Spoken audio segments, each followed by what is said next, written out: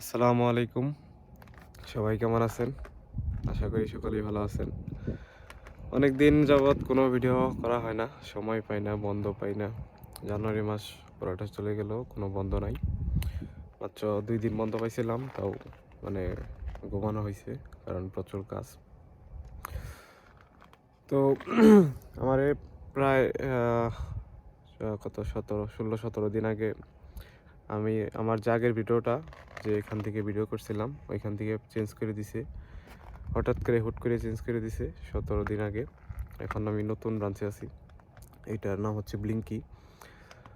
তো সব কাজ একই। ওইখানে যে কাজ করতাম এখানেও একই কাজ। তো আমাকে পাঠানো হয়েছিল মূলত ১০ দিনের জন্য। ওইখানের বস আমাকে বলছিল যে ১০ দিন তুমি ১০ দিন ওইখানে এই পরিষ্কার করতে হবে। লোক নাই এখানে নতুন। তো পরিষ্কার করার জন্য পাঠাইছিল। তো ১০ দিন পরিষ্কার করার পর শেষ। পরে নতুন ইটি আসলো। পরে আর কি ১০ দিন পরে জানাইলাম যে আমার তো ওইখানে কাজ শেষ, তো আমাকে কবে ফেরত নেবেন? এখন বলতেছে যে আমি তোমার ওইখানের বসকে জানাইতেছি, জলদি ফেরত দিবে। তো ওইখানের বসকে আমি বললাম যে আমাকে কবে ফেরত পাঠাবেন? এখন বলতেছে যে এখানে লোক নাই, এখান থেকে আর ফেরত পাঠানো হবে না। তো বসকে আবার জানাইলাম যে বস তো বলতেছে যে এখান থেকে ফেরত পাঠানো হবে না। তো এখন আহ, ওই আগেকার বস উনিও ফোন দিছিল ওই বসকে, উনিও না করে দিছে যে পাঠানো হবে না। তো আমি তো রিজাইন দিয়ে রাখছি। এখন রিজাইনে কোনো আপডেট নাই, বারবার রিজেক্ট করে। আমরা ৫ জন দিছিলাম, ২ জন বাংলাদেশে চলে গেছে, ২ জন উইথড্র করছে আর একজন আমারটা রিজেক্ট হয়েছে। তো এরপরে তো এখানে চলে আসছি, এখানে আবার নতুন জীবন, নতুন করেই সব কিছু করতেছি। এখনও কোনো আপডেট নেই। কালকে জানাতে চাইছিল, কালকেও মিটিংয়ে নাকি কোনো আপডেট হয় নাই। তো আজকে আবার জানাতে চাইছে, দেখি আজকে আবার কি হয়। তো সর্বশেষ এখানে যেখানে আসছি, এখানের পরিস্থিতি মানে কাজ কাম সব একই যেহেতু, তবে এখানের বস একটু ভালো আছে। এখানকার বস হচ্ছে মুসলিম বস, তাজিকিস্তানের। আহ, তো সেই হিসেবে একটু ভালো আছে, শুধু বসটাই ভালো, আর সবই খারাপ। এখানকার খাবার দাবার ওইখানের চেয়েও আরও বেশি খারাপ। চাল নাই, মানে যে খাবার দেয়, আজকে খাবার আসলো, খাবার নিয়ে আসলাম। তো যে খাবার দেয় ৩ দিন সর্বোচ্চ চলে। চাল দেয় ২ কেজির মতো। আমরা মানুষ হচ্ছে ৬ জন ছেলে, মানে ছেলে বলতে ৪ জন শ্রীলঙ্কান, ২ জন বাংলাদেশি আছি আমরা, আর ৩ জন ভিয়েতনাম। তো আমরা সবাই ভাত খাই আর কি। দেখা যায় যে ২ কেজি চাল একবার রান্না করলেই বা ২ বার রান্না করলেই শেষ হয়ে যায়। তো খাবার দাবার নাই এখানকার। যেহেতু এটা নতুন ব্রাঞ্চ, এখানে ঘর এখনও বানানো হয় নাই, বাইরে যে আমাদের থাকার ঘর এখনও বানানোর কাজ চলতেছে, ওই যে ওই পাশে কাজ চলতেছে। তো আমরা আপাতত এখানে এই যে ২টা কন্টেনার দিছে, এই ২টা কন্টেনারে আমরা ৩ জন ৩ জন করে থাকি। আর ভিয়েতনামিরা মেয়েরা ওই যে ভিতরে অফিস রুমের এখানে একটা রুম আছে, ওই রুমের ভিতরে থাকে। তো এই হচ্ছে আমাদের লাস্ট আপডেট। আর কাজ কামের প্রেশার একটু কম, যেহেতু নতুন এখানে। প্রেশার একটু কম, ১২ ঘন্টাই করা হয়, যে ওভার ডিউটি নাই এখন আপাতত। তবে আমি আবার রিকোয়েস্ট করছি যে আমি আগের জায়গায় যেতে চাই, কারণ এখানে কাজ একটু বেশি থাকলেও দেখা যায় যে ঠিকমতো আর কি ঘুম টুম হয়, ঘর আছে, শীত নাই খুব একটা। এখানে প্রচণ্ড শীত। ওইখানে ছিলাম মাইনাস কত ২০-২২, এখানে মাইনাস ২৫, ২৬, ২৭ পর্যন্ত হয়ে যায়। দেখা যায় যে প্রতিদিনই বরফ পড়ে। এখন আজকে একটু রোদ উঠছে, আজকে আমার বন্ধ, তাই একটু ভিডিও বানাইতেছি। আর আপনাদের উদ্দেশ্যে বলবো, আর এর মধ্যে খবর হচ্ছে, নতুন আপডেট হচ্ছে, আমাদের কোম্পানিতে আরও ১০০ জন বাঙালি আসছে। আহ, গত ৪-৫ দিনের মধ্যেই বাঙালি সবাই ৭০ জনের মতো আসছে। আর কিছু বাকি আছে, এগুলা হয়তো কাল পরশু হয়তো আসা পড়বে।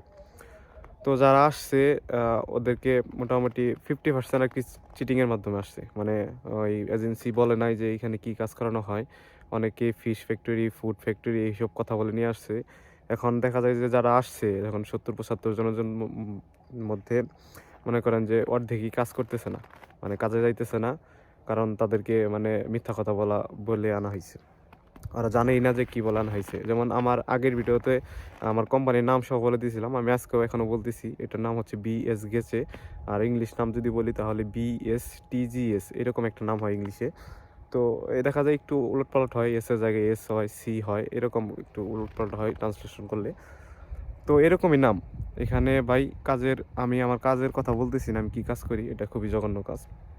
তো হয়তো অনেকেই জানেন, অনেকেই শুনছেন। তো আচ্ছা, বাইরে ভিডিও করতেছি, হাত একদম বড় হয়ে যেতেছে, আমি হয়তো ভিতরে চলে যাবো এখানে। তো ওনারা মানে কি বলবো, একদম এজেন্সি মিথ্যা কথা বলে বলে নিয়ে আসছে। এখন অনেকেই কাজ করতেছে না, কান্নাকাটি করতেছে, দেশে ফিরে যাবে এই সেই। তবে এখন সবার সাথে যোগাযোগ হয় নাই, দু একজনের সাথে যোগাযোগ হয়েছে। যেমন আমি আগের জায়গায় যেখানে ছিলাম ওইখানে 4 জন আসছে নতুন, তো ওনাদের সাথে যোগাযোগ হয়েছে। ওনারা কেউ জানতো কেউ জানতো না আর কি, যে কী কাজ করবে। তো অনেকেই মিট ফ্যাক্টরির কথা বলে আনছে। আমাদের এখানে মিট ফ্যাক্টরি আছে অবশ্য, কিন্তু এই মিট ফ্যাক্টরিতে বাংলাদেশি শ্রীলঙ্কানদেরকে কেউ দেয় না। সব মিট ফ্যাক্টরিতে কোরিয়া, তারপরে ভিয়েতনাম এরা কাজ করে। আর মিট ফ্যাক্টরি যে খুব একটা ভালো ওইরকমও না, মানে খুব প্রচণ্ড গন্ধ, আর প্রচণ্ড শীতের মধ্যে কাজ করতে হয়, যেহেতু মিট গরমে রাখলে নষ্ট হয়ে যাবে, সব প্রচণ্ড ঠান্ডা ফ্রিজিং এর মধ্যে কাজ করতে হয়। তার কারণে এখানে কেউ যাইতেও চায় না। তো এই হচ্ছে আপডেট। আর আমি আপনাদেরকে বলবো, রাশিয়া যদি আসেন তাহলে ভাই অনেক খোঁজ খবর নিয়ে তারপরে একদম কি বলে, একদম 100% শিওর হয়ে তারপরে আসবেন। কারণ রাশিয়ার কোম্পানিগুলা মানে এত এত প্রচণ্ড খারাপ। মানে আমি বিভিন্ন নিউজে শুনলাম যে অনেক বাংলাদেশিদেরকে অনেক কোম্পানি ফেরত পাঠিয়ে দিয়েছে, তারপরে অনেক বাংলাদেশি আসছে, তাদেরকে কাজ দেওয়া হইতেছে না।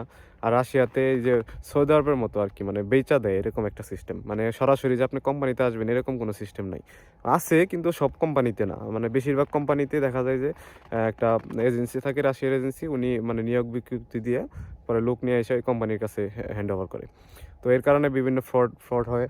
যার কারণে আমি বলবো 100% শিওর হয়ে তারপরে নিজস্ব কোনো লোক যদি থাকে তাদের কাছে শুনে, বা ওই কোম্পানিতে কেউ যদি থাকে ওই ওই লোকের কাছে শুনে তারপর আসবেন।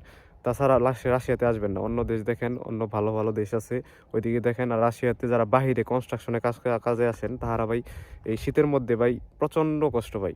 কি বলবো, এই যে আমি দাঁড়ায় আছি, আমার কান বড় হয়ে যাইতেছে, মানে মানে হাত বড় হয়ে যাইতেছে, কিছু করার নাই। হাত মোজা থাকলেও দেখা যায় যে মানে করেন যে এই সব কিছু পইরা আপনি কাজই করতে পারবেন না, নড়াচড়াই করতে পারবেন না, এরকম একটা অবস্থা হয়। তারপরেও যারা কাজ করতেছে, অনেক কষ্ট করে কাজ করতেছে, তাদের পরিস্থিতি আমি অন্তত একটু হলেও বুঝি।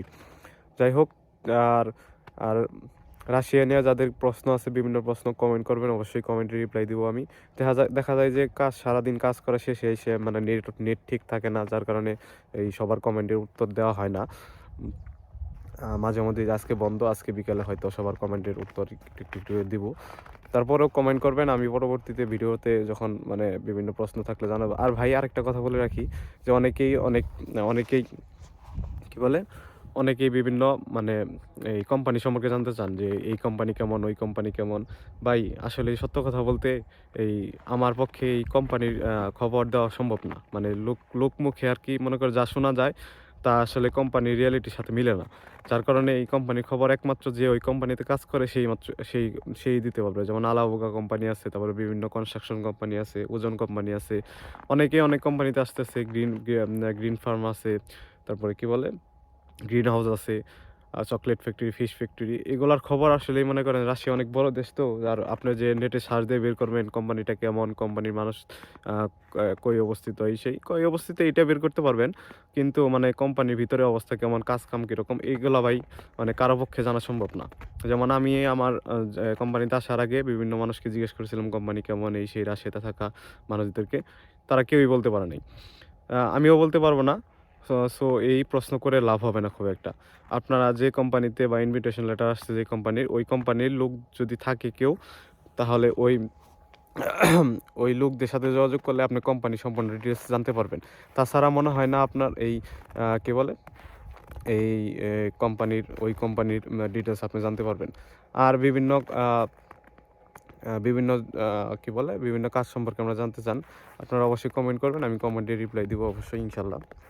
সবাই আমার জন্য দোয়া করবেন। আমি রিজাইন দিয়ে দিছি, রিজাইন বারবার রিজেক্ট হইতেছে। এখন বলছি যে কাজ বন্ধ করে দেব, কাজ বন্ধ করে দিলে যদি কিছু একটা আপডেট হয়, তো দেখি কি হয়। সবাই দোয়া করবেন সুস্থ মতো যাতে দেশে ফিরতে পারি, কারণ এইভাবে কাজ করা সম্ভব না আর কি। এই খাবার নাই, তারপরে কাজের কষ্ট, মানুষের বক এই মনে করেন সব মিলে আর কি এখানকার জনজীবন খুবই বিপন্ন অবস্থায় আছে। যাই হোক, সবার কাছে দোয়া চাই। সবাই দোয়া করবেন আমার জন্য, যেন সহি সালামতে দেশে ফিরতে পারি। আর বিভিন্ন প্রশ্ন যদি থাকে তাহলে কমেন্ট করবেন, ইনশাল্লাহ কমেন্টের উত্তর দেওয়ার চেষ্টা করব। আল্লাহ হাফেজ, সবাই ভালো থাকবেন, সুস্থ থাকবেন। আসসালামু আলাইকুম।